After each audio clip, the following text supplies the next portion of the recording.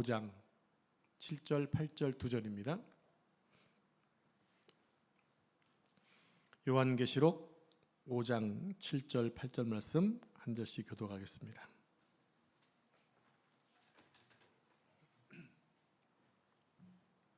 다 찾으셨죠? 한 절씩 교독합니다. 그 어린 양이 나와서 보좌에 앉으신 이의 오른손에서 두루마리를 취하시니라. 그 두루마리를 취하심에 내 생물과 24 장로들이 그 어린 양 앞에 엎드려 각각 검은 고와 향이 가득한 금 대접을 가졌으니 이 향은 성도들의 기도들이라. 아멘. 이 말씀은 살아계신 하나님의 말씀입니다. 아멘. 우리 옆에 앉으신 분과 소중한 분들 다시 한번 축복하겠습니다. 당신은 존귀한 하나님의 자녀입니다. 네. 성경이 총 66권이죠. 그 가운데 65권은 특별히 하나님의 예정 가운데 또 하나님 인도하심 속에 편지를 쓰고 사복음서나 또 사도 바울 서신을 보면 하나님 말씀을 또 잘 지켜 살면서 동시에 느끼고 깨달은 것들을 적은 것인데, 요한계시록만큼은 보여진 것을 자신의 감동도 아니고 보여주신 대로 들려주신 대로 쓴 책이라는 사실을 인지하시면서 말씀을 들었으면 좋겠습니다. 요한이 지금 요한계시록 5장을 보면서 하나님의 보좌의 영광을 보고 있습니다. 성경 가운데 가장 거룩하고 아주 장엄한 광경입니다. 하나님의 보좌를 지금 열어주셔서 우리에게 보여주고 계시기 때문입니다. 거룩하신 하나님의 보좌와 하늘나라를 볼 수 있다는 것이 얼마나 황홀하고 영광스러운지 모릅니다. 자, 오늘 7절에 보니까 7절에서 말하고 있는 보좌에 앉으신 이가 나옵니다. 보좌에 앉으신 이가 누굴 가리킬까요? 하나님 아버지를 가리킵니다. 성부 하나님을 가리킵니다.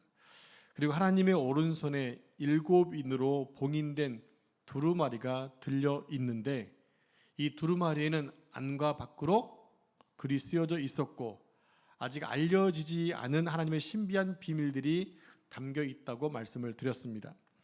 그런데 그 임봉한 책의 인을 뗄 수 있는 자가 아무리 살펴봐도 없는 거예요. 그래서 요한이 펑펑 울었습니다. 하나님의 비밀이 열려져야 되는데 그 인을 뗄 사람이 안 보이니까 요한이 울었던 거예요. 그래서 그의 울음소리를 들은 장로 중 한 명이 요한에게 울지 말라고 하면서 이렇게 말하죠. 유다 지파 다윗의 사자 다윗의 뿌리가 승리했으므로 그가 책과 인봉을 떼게 될 것이다. 이 말씀을 지난 시간에 살펴보았던 얘기입니다. 즉 하나님의 어린 양이신 예수 그리스도께서 그 인을 떼시기에 합당한 분이고 그분밖에 인을 뗄 수가 없었다는 겁니다. 자, 이 어린 양은 이렇게 소개합니다. 오래전에 죽임을 당한 어린 양이다. 오래전에 죽임을 당한 어린 양이다. 그 어린 양은 누굴 가리킨다고요? 예수 그리스도입니다. 이 어린 양이 보좌에 앉으신 하나님에게 두루마리를 받으십니다. 자, 함께 7절 말씀 다시 합독하겠습니다. 시작. 그 어린 양이 나와서 보좌에 앉으신 이의 오른손에서 두루마리를 취하시니라. 네, 그 어린 양이 나와서 보좌에 앉으신 이의 오른손에서 두루마리를 취했다라는 단어예요. 자, 두 가지 단어를 보겠습니다. 나와서란 말과 취한다는 말입니다. 여기서 나오다는 말의 원어는요, 오다 또 다가가다라는 뜻이에요. 오다, 다가가다. 그러니까 어린 양이 보좌에 앉으신 하나님께 다가가셨다는 것입니다. 여기까지 이해가 되시죠? 네. 자, 이렇게 어린 양이 하나님 보좌에 다가간다는 개념이 있어요. 다가간다는 개념은 구약 성경에서 천상의 보좌에 앉아 계신 분에게 이 메시아적 인물 한 분밖에 안 계신 거죠. 메시아적 인물이 권세를 받기 위해서 다가가는 장면을 묘사하고 있다는 얘기입니다. 자, 이것을 다니엘서에서 이렇게 기록하고 있어요. 다니엘서 7장 3절 말씀, 13절 말씀 같이 합독하겠습니다. 시작. 내가 또 밤 환상 중에 보니 인자 같은 이가 하늘 구름을 타고 와서 옛적부터 항상 계신 이에게 나아가 그 앞으로 인도되매. 네, 항상 계신 이에게 나아가 그 앞에 인도됐다. 예수님 하나님께 나아갔다는 얘기입니다. 앞으로 나아가 인도된다는 말이 하나님께 나아간 것을 말하고 있는 거예요. 여러분, 이 세상에서 하나님께 나아갈 수 있는 존재가 몇 명이나 될까요? 우리가 하나님 만나기 전에 하나님께 나아갈 수 있는 존재였을까요? 우리는 존재할 수가 없지요. 하나님의 거룩하심을 볼 수도 없는 존재인데 어떻게 하나님께 감히 나아갈 수가 있겠습니까? 그런데 천상에서 이미 예수 그리스도가 하나님께 나아갔습니다. 그리고 나아가셔서 우리에게 주님께 나아갈 길을 만들어 주셨어요. 우리는 나중에 하나님을 볼 자들입니다. 믿으십니까? 우리는 하나님을 볼 자예요. 요한복음 고린도서 13장 13절에서도 그 얘기하고 있잖아요. 지금은 희미하게 보는 것 같지만 그때는 얼굴과 얼굴을 마주 볼 것이다. 여러분, 그날이 곧 다가오고 있습니다. 우리는 하나님의 얼굴, 그 귀하신 분이지만 지금은 그분을 볼 수가 없지만 마지막 때가 되면 우리 하나님의 아버지 얼굴을 볼 날이 온다는 얘기입니다. 혹시 손남순 권사님, 혹시 결혼하시기 전에 미리 선생님을 미리 본 적이 있으신가요? 아니면 못 보고 결혼하셨나요? 결혼하셨을 때 보고 하셨어요? 그럼 신시대신 거네요. 옛날 구시대 분은 상대방의 얼굴을 못 보고 결혼한 적이 있었잖아요. 우리나라에서 그냥 결혼해 보니까 이분 이 남자 이 여자였던 그런 시대가 있었잖아요. 근데 지금은 우리가 만나고 우리 준혜하고 최영이 만나고 늘 보잖아요. 사랑하니까. 그런 것처럼 하나님의 얼굴을 우리 보고 싶지만 지금은 볼 수가 없어요. 그런데 마지막 날에는 그 얼굴을 본다. 하나님 보고 싶지 않으세요? 안 보고 싶으시구나. 저는 하나님이 너무 보고 싶은데, 네, 여러분 하나님을 보고 싶어 하시기 바랍니다. 사모해야 그날 기다리지 않겠어요? 그날 안 기다리는데 굳이 뭐 믿을 필요가 뭐 있겠습니까? 여러분, 하나님을 많이 사랑하셔서 그날에 빨리 오기를 고대하시기 바랍니다. 그럴 때 우리 믿음의 길이 힘들지 않을 거예요. 네, 내가 조금 있으면 주님을 만난다는 그 기대감 때문에. 자, 다음에 취하신다는 말씀이 뭐냐? 원어로 라바라는 단어인데요. 이 단어는 굉장히 중요한 순간에만 사용되고 있어요. 아무 때나 사용되지 않았어요. 즉 관용어가 아니었다는 얘기, 일반 용어가 아니었다는 얘기예요. 열왕기하 11장 10절에서 12절까지 한 절씩 말씀을 교독하겠습니다. 화면 보시고 제가 10절 읽겠습니다. 제사장이 여호와의 성전에 있는 다윗 왕의 창과 방패를 백부장들에게 주니 호위병이 각각 손에 무기를 잡고 왕을 호위하되 성전 오른쪽에서부터 왼쪽까지 제단과 성전 곁에 서고 12절 같이 읽겠습니다. 여호야다가 왕자를 인도하여 내어 왕관을 씌우며 율법책을 주고 기름을 부어 왕으로 삼음에 무리가 박수하며 왕의 만세를 부르니라. 네, 새벽에 오셨던 분은 이 말씀이 무슨 의미인지 아실 거예요. 아달랴가 자기의 손자를 다 죽이고 여왕인 아합의 딸이 6년 동안 남유다를 다스렸던 적이 있었어요. 그때 요아스의 고모가 그를 살려서 성전에서 6년간 기르지요. 6년간 기르고 7살 되던 해에 지금 이 장면이 나온 것입니다. 제사장이 요아스를 왕자를 궁궐로 인도해서 나라의 통치자로 세우는 왕의 대관식 모습입니다. 여러분, 왕의 대관식이에요. 지금 아마 전 세계에서 왕의 대관식 하는 나라가 몇 나라 있잖아요. 그 중에 하나가 영국이잖아요. 대관식 하는 거 보면 얼마나 호화스러운지 몰라요. 그런 것처럼 왕의 대관식이 매우 놀랍습니다. 여기 세 가지 세레머니가 등장하는데, 첫째로 통치자의 상징인 왕관을 씌워줍니다. 두 번째로 율법책을 주고요. 세 번째는 기름을 붓습니다. 그러면 이 사람이 왕국의 통치자가 되어서 즉위한 왕은 두루마리 책에 있는 율법을 가지고 백성들을 다스리는 거예요. 여러분, 이것이 일반 어떤 행정적인 일이 아니라 율법으로 다스린다는 게 얼마나 귀한 일입니까? 왜 그러냐면 그 나라가 하나님의 나라였기 때문에 그런 거예요. 자, 바로 왕이 율법책을 받는 장면이 오늘 본문에서 어린 양이 두루마리를 취하시는 모습과 같다는 얘기입니다. 바로 이에서 취한다는 단어가 쉽게 쓰여지지 않고 있는 거예요. 오늘 이 두루마리 책을 취하는 분은 예수 그리스도이시고 본문 7절 말씀은 어린 양의 대관식을 지금 그리고 있는 거예요. 어린 양이 장구한 세월을 견뎌내고 만약에 왕으로 등극하는 그날 놀라운 장면을 지금 요한은 보고 있다는 겁니다. 이미 하늘나라에서는 예수 그리스도가 말하는 아니라 준비가 된 상태란 얘기예요. 근데 그분이 다스릴 나라가 필요하지 않을까요? 그 나라를 위해 지금 오실 준비를 하고 계시다는 거예요. 우리는 그 나라의 뭔가요? 그 나라의 백성이라는 사실입니다. 자, 이제 본문 8절 말씀 같이 8절을 같이 읽겠습니다. 시작.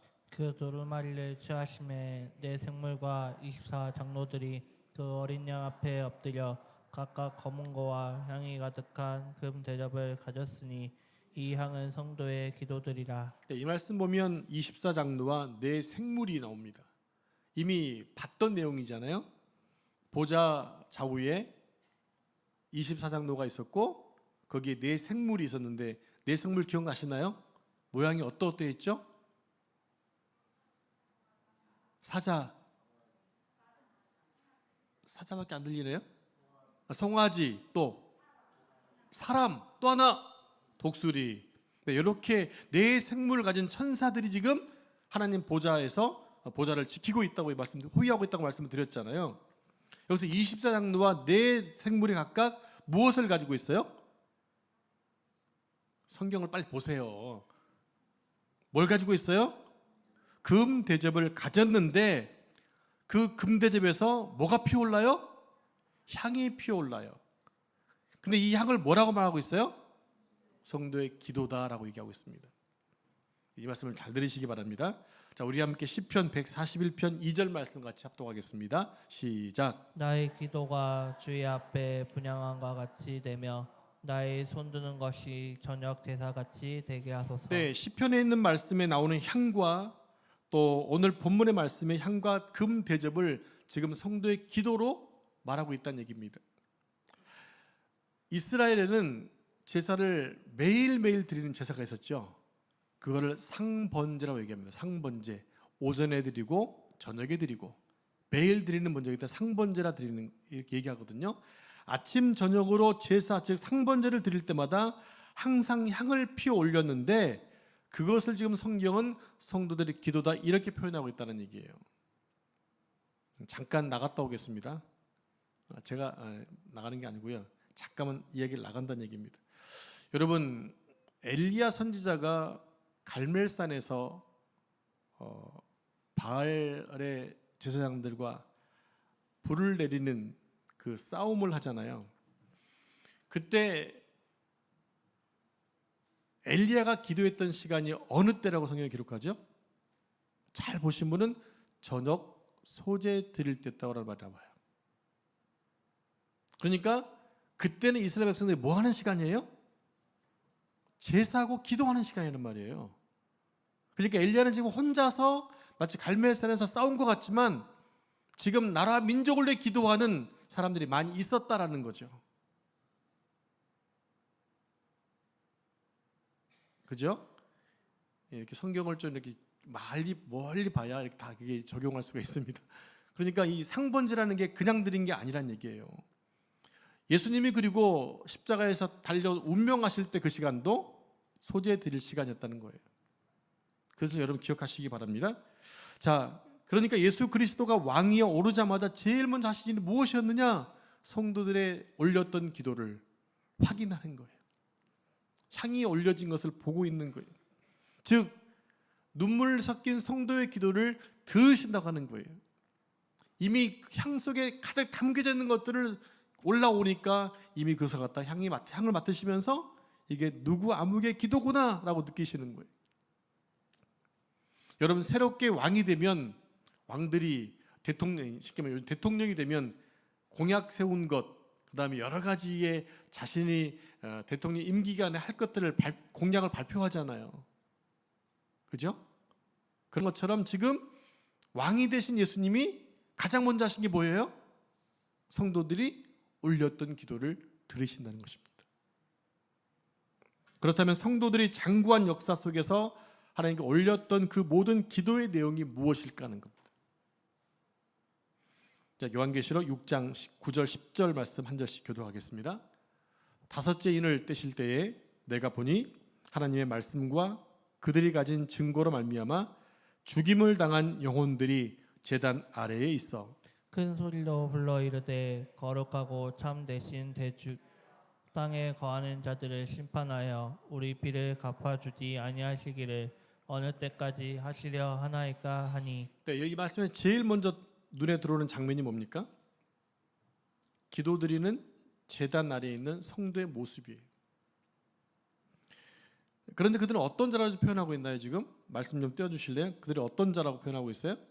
하나님의 말씀과 그들이 가진 증거로 말미암아 죽임을 당한 자.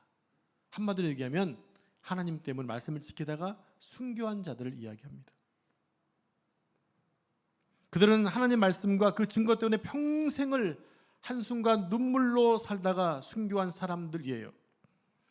그런데 아직도 해결을 하지 않은 문제가 남아 있었는지 그들은 이렇게 얘기합니다. 어느 때까지 주님 어느 때까지 하시려 합니까? 라고 왕에게 호소하고 있죠.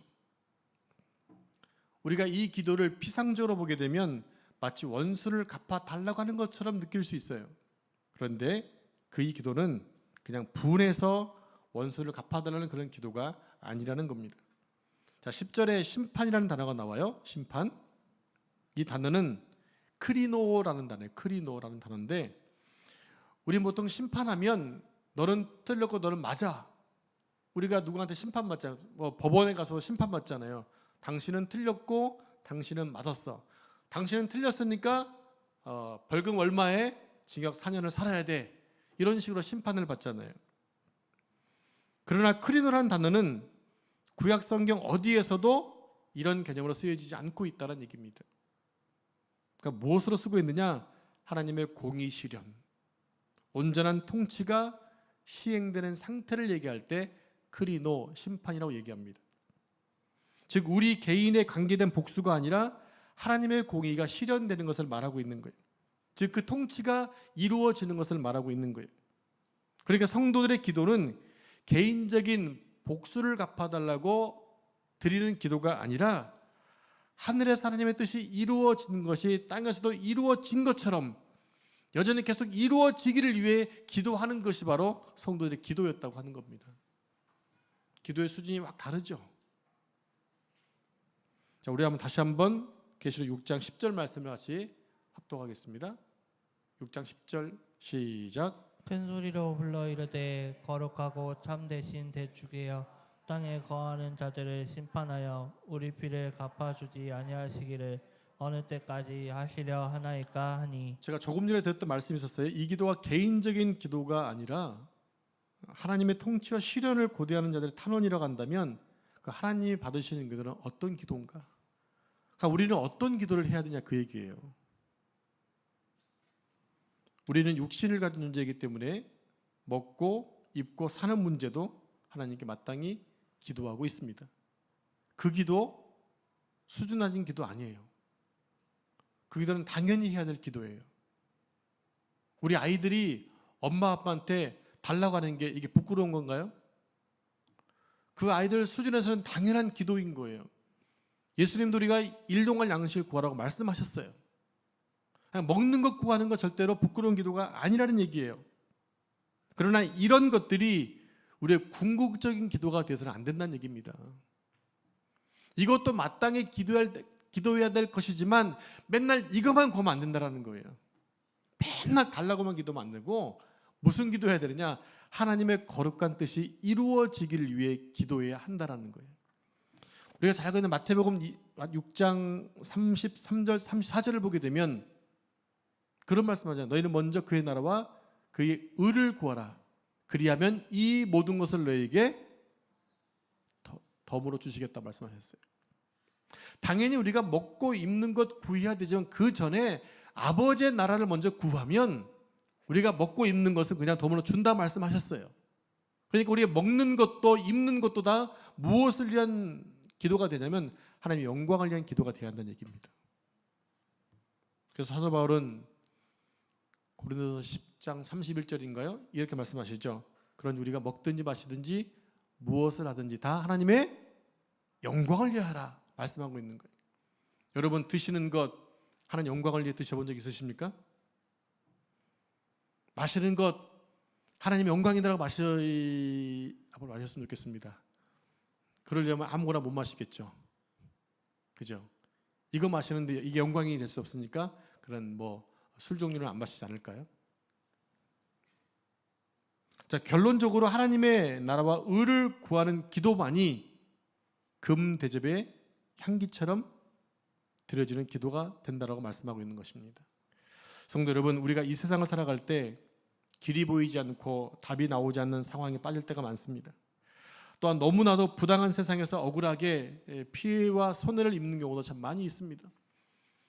내가 어디에 속해 있는 것 때문에 당하는 어려움들이 있잖아요. 자, 예를 들겠습니다. 우리 이승기 집사님하고 엄동민 집사님 의료계 쪽에 지금 일하고 계신데 저분들이 잘못돼서 지금 고생하고 있는 게 아니잖아요. 나라에서 의사들이 정부에서 맞지 안 맞는 그 트러블 때문에 지금 애매하게 껴있는 사람만 지금 고생하고 있지 않습니까? 이런 일들이 많다라고 하는 거예요. 내가 대한민국 사람이기 때문에 받는 혜택도 있지만 대한민국 사람이기 때문에 늘 우리는 전쟁에 대한 두려움 속에 살고 있어야 한다는 얘기입니다. 에티오피아에서 최근에 산사태가 나가지고 200 몇 명이 죽었어요. 대부분 사람들이 1차 산사태가 나서 어려움 당한 사람을 구하러 갔던 사람들이 더 많이 죽은 거예요. 난리가 났죠. 근데 마지막에 이런 얘기 하더라고요. 이 에티오피아가 우리 한국 동란에 약 몇천 명을 파괴했던 나라였다라는 얘기. 그 말은 너무 속상했어요. 지금 우리는 지금 잘 살고 있는데 에티오피아는 너무나 못 사는 나라 가운데 한 나라잖아요. 그 얘기는 뭘까? 우리가 그 민족을 위해 기도해야 한다는 얘기입니다. 이 양이 많은 것도 나눠줄 수 있는 민족이 되어야 된다는 얘기죠. 은혜를 받았으면 당연히 나누는 게 맞는 거니까. 그러나 이 세상은 약육강식의 시대고요. 적자 생존이 이루어지고 있는 나라이기 때문에 우리는 비즈니스 현장에서 어쩔 수 없이 이 상관의 명령을 따를 수밖에 없는 조직사회에 살고 있다는 얘기입니다. 더럽고 치사해도 밥줄이 걸려 있기 때문에 어쩔 수 없이 하는 경우도 있다라고 하는 거죠. 이제 그럴 때 우리는 성도로서 마음이 상할 때가 있고 아플 때가 있고 때로는 사람으로서 자존심 상할 때도 있다라고 하는 거죠. 그리고 그것이 언제까지 이어질지 모르기 때문에 우리는 매 순간 고민하고 힘들어할 수 있다는 얘기입니다. 이럴 때 우리의 신앙은 우리는 어떤 믿음으로 살아야 될까요? 자, 계시록 8장 3절 5절까지 한 절씩 말씀을 교독하겠습니다. 또 다른 천사가 와서 제단 곁에 서서 금 향로를 가지고 많은 향을 받았으니 이는 모든 성도의 기도와 합하여 보좌 앞 금 제단에 드리고자 함이라. 향연이 성도의 기도와 함께 천사의 손으로부터 하나님 앞으로 올라가는지라. 5절 같이 읽습니다. 천사가 향로를 가지고 제단에 불을 담아다가 땅에 쏟음에 우레와 음성과 번개와 지진이 나더라. 드디어 응답의 순간이 왔습니다. 5절에서 우레와 음성과 번개와 지진이 나오는데 이 단어들은 구약 성경에서 두 가지 상황 때만 쓰였던 단어예요. 언제 때였느냐? 하나님의 임재가 있을 때. 또 하나는 심판의 때. 극과 극의 대조입니다. 우레와 음성이 발할 때, 번개가 발할 때 하나님의 임재가 있었어요. 그럼 하나님의 임재가 있을 때 모든 것이 다 해결되어 버렸었어요. 또 하나 반대로 하나님 말씀대로 서지 않는 많은 사람들에게는 것이 뭡니까? 심판이 온 거예요. 심판이. 멸망때가 된 거예요. 여러분 이런 말 있죠? 두고 보자는 놈, 무서운 놈 아무도 없다. 너 나중에 두고 봐! 했는데 아무런 문제가 없어요. 그냥 빈말이란 얘기겠죠? 그런데 우리 성도들은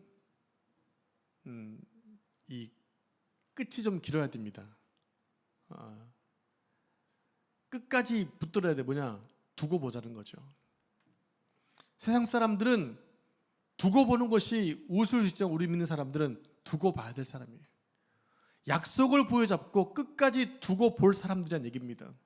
우리에게 소망은 말씀이잖아요. 하나님 약속이잖아요. 그 약속은 지금 임하는 게 아니라 기다려야 되잖아요. 그러면 두고 봐야죠. 참 복음을 전해도 안 믿는 사람들이 있어요. 강박하게. 그러면 이렇게 얘기해요. 야, 두고 보자. 반드시 두고 보자.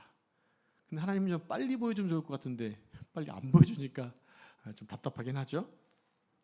여러분, 사도 바울이 로마의 지옥의 감옥에서 쇠고랑을 차고 이 네로 황제의 판결을 받고 사형을 기다리고 있었어요. 오늘 내일 그 시간이 다가오게 됩니다. 이때 사도 바울은 디모데후서에서 아주 멋진 얘기합니다. 이런 말을 하죠. 이제 후로는 나를 위하여 의의 면류관이 예비되었으므로 주곧 의로우신 재판장이 그날에 내게 주실 것이니 내게만 아니라 주의 나타나심을 사모하는 모든 자에게니라. 이 말을 한 다음에 순교를 당해 죽습니다. 참수형을 당하죠. 목이 잘려서 죽게 됩니다. 당시 로마 황제 네로는 사람이 아니라 신이었어요. 이게 무슨 얘기냐면 로마 황제가 황제 숭배 사상이 있었잖아요. 신으로 섬겼다는 얘기입니다. 그러니까 그의 법정은 신의 법정이었던 거예요. 세상의 어떤 권력과 권위도 지금 네로가 판결 내는 것을 바꿀 사람이 없었어요. 그 순간 바울은 의로우신 재판장이 그날에 내게 주실 것이니, 지금 네로 왕 앞에서 뭘 얘기합니까? 의로운 재판장은 하나님의 이심을 증거하고 있는 거예요. 죽어가면서도. 그래서 이렇게 말하는 거죠. 로마의 권력자들이여, 네로 황제여, 그대들이 나를 붙잡아 사형을 내려 나를 죽일지 몰라도 두고 봐라. 이 판결은 마지막 심판이 아니다. 내게는 하나님의 심판이 남아있다. 이 얘기를 하고 있는 것입니다. 바울은 역사가 종결되고 난 이후에 최종적인 심판을 지금 믿음의 눈으로 바라보고 있는 것입니다. 우리 성도들은 이 땅의 질서와 가치와 위치보다 더 높은 하나님의 나라의 질서에 속해 있는 사람들입니다. 우리가 이렇게 하나님의 나라의 원칙과 가치관과 기준을 가지고 부당한 세상 속에 살아갈 때 이 나라와 충돌될 수밖에 없겠죠. 우리가 가지고 추구하는 것과 세상의 기준은 다르기 때문에 충돌될 수밖에 없다라는 거예요. 이 싸움이 언제까지 계속될까? 주님 오신 때까지 계속될 것입니다. 여러분, 그 세상 권세와 싸우고 계십니까? 포기하고 사십니까? 여러분, 싸우셔야 됩니다. 하나님 말씀이 늘 성취되도록 여러분 싸우셔야 된다고요. 세상 질서에 속해 있긴 하지만 거기에 끌려가는 것이 아니라 세상 속에서 하나님의 질서를 지켜내는 사람들로 살아야 된다고 오늘 교회로 불러주신 것이거든요. 어린 양이신 예수 그리스도가 우리에게 하나님의 나라를 주시기 위해서 그런 십자가에서 우리에게 새 생명을 주셨습니다. 이제 그 어린 양이 왕위에 오르시고 우리에게 오실 날이 멀지 않았습니다. 정권 이양은 이미 이루어졌고 정권 인수위원회가 지금 막후에서 준비 중입니다. 올 날을 준비하고 있는 거예요. 많은 천군천사들이 지금 나팔을 닦고 있는지도 몰라요. 빵빠레 불려고 준비 중에 있다는 얘기입니다. 곧 옵니다, 그날은. 근데 하나님이 놀라운 그림을 하나님의 교회에 먼저 보여주셨다고 하는 거예요. 그래서 우리는 교회를 우습게 보시면 안 됩니다. 여러분, 교회를 사람이 만들고 사람이 운영하는 것으로 보시면 절대 안 돼요. 교회는 하나님이 주인이시에요. 교회는 하나님이 주인이시고 하나님이 이끌어 가세요. 그러니까 하나님의 사람들이 교회에 속해 있어야 하는 거예요. 일반 자연인이 아니라 하나님의 사람들이 속해 있어야 한다는 얘기입니다. 그래야 교회 안에서 세상 노릇하지 않아요. 그래서 하나님은 모든 비밀을 이 교회에 먼저 보여주셨습니다. 그러므로 교회는 이 세상에서 하나님을 나타내는 표지판이 되어야 하는 거예요. 여러분, 어디 갈 때마다 차를 타고 가도 이렇게 경고문이 있고 그런 것들 있잖아요. 방지턱이 표시가 있고 그다음에 길도 이렇게 자로로 구분도로가 있고 거기는 그게 있기 때문에 조심해 가라는 얘기 아닙니까? 교회가 그런 표지판을 보여줄 수 있어야 한다는 얘기입니다. 세상에 지금 하나님의 통치가 어떻게 진행되고 있는지 교회를 통해서 보여줘야 한다는 얘기입니다. 우리 성도의 삶을 통해 보여줘야 한다는 겁니다. 세상 사람들은 여전히 많이 갖고 더 많이 가지려고 밟고 하지만 우리가 자유로울 수 있는 것은 하나님이 오시면 그 모든 것들은 아무것도 아니기 때문에 욕심내지 않는 것. 그것이 물질뿐만 아니라 명예와 권세도 마찬가지라고 하는 거예요. 우리는 그것에 관심 있는 사람이 아님을 보여줘야 한다는 얘기입니다. 정치가 어떻고 경제가 어떻고 하면서 비판하고 속상할 필요도 없습니다.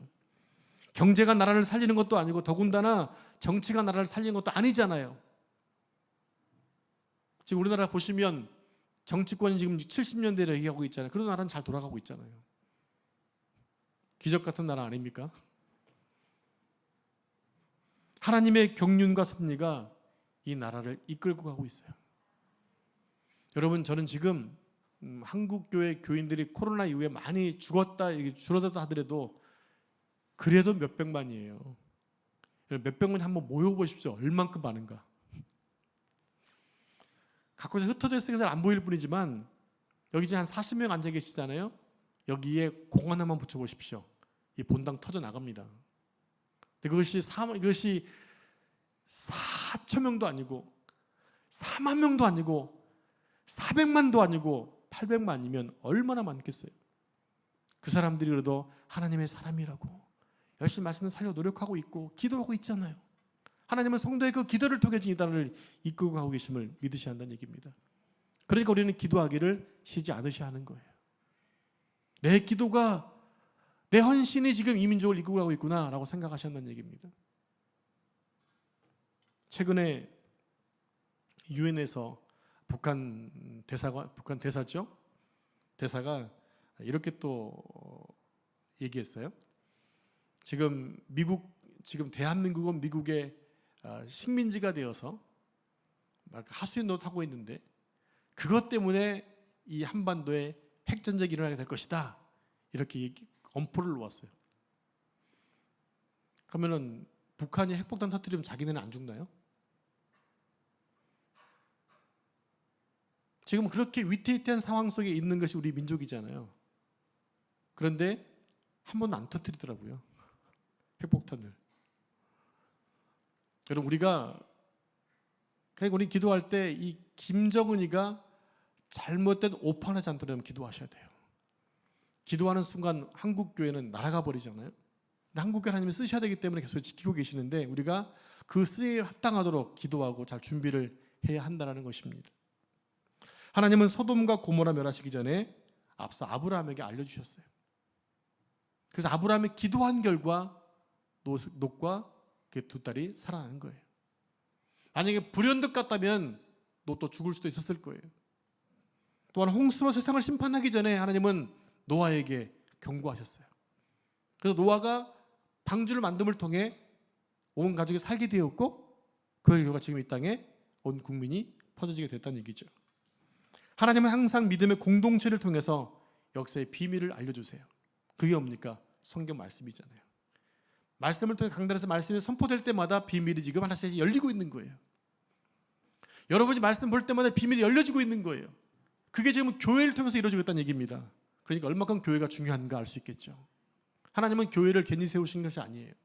오늘날 한국에 있는 많은 교회들, 열방의 많은 교회들 통해서 비밀들을 지금 펼쳐가고 계십니다. 우리는 그 비밀을 열고 비밀대로 실현해가는 귀한 샘플들이에요. 우리의 삶이 얼마큼 중요한지 아시겠죠. 그러니 힘들다고 죽겠다고 하지 마시고 사람 때문에 힘들어하지 마시고 여러분 주의 말씀 붙들고 나는 하나님의 비밀을 가진 자로 이런 담대하게 살아내시길 축복합니다. 오늘 교회가 해야 될 이 귀중한 사명입니다. 우리가 주님의 나라 가기까지 서로가 성도 간의 응원군이 되어서 믿음으로 함께 가는 교회가 되어야 하겠습니다. 그날이 오면 우리 대장이신 예수 그리스도께서 왕에 등극하시고 우리가 그토록 눈물로 기도했던 하나님의 공의가 온 땅에 세워지는 그날이 오게 될 것입니다. 여러분 그날을 소망하시면서 믿음을 달려나가는 저와 여러분 되기를 축복합니다. 기도하겠습니다. 하나님 감사합니다. 오늘도 귀한 말씀을 통해서 하나님께서 예수님이 통해 주신 만왕의 왕이신 그 예수님의 왕권과 함께 또 기도하고 있는 성도들의 기도를 들으시고 또 교회를 통해서 그 비밀을 열어가시는 것을 알게 하시니 감사합니다. 우리가 하나님의 비밀을 가진 자로 이 세대에 하나님의 영광을 드러내고 주의 뜻을 드러내는 삶을 살 수 있도록 축복해 주시고 우리 교회가 그런 교회가 될 수 있도록 인도해 주시옵소서. 이 모든 말씀을 거룩하신 예수님의 이름으로 기도합니다. 아멘.